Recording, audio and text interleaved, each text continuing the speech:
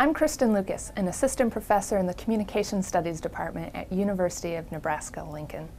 These tough financial times are hard on everyone right now, but for families with children at home who are asking for explanations, they're even tougher. My recent research with blue-collar families reveals some important insights about how to make these conversations go a little more smoothly. I interviewed 25 mining families who experienced the 1980 recession when their children were between 8 and 18 years old. And I learned 5 important lessons from these interviews. Number 1, provide a confident yet realistic outlook of the situation. More than anything, kids are simply looking for reassurance that everything's going to be okay.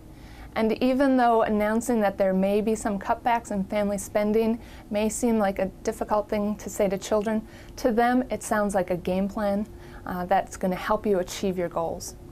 Number 2, let kids set the pace for how much information they want and when they want it.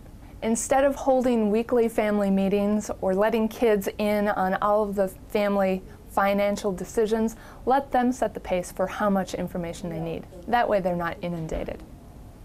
Number 3, when kids do make those requests for purchases that a family cannot afford, stick to the numbers. That way, instead of bringing in a lot of emotion, it makes it a matter of fact, objective decision. Number 4, emphasize to children that they are not alone.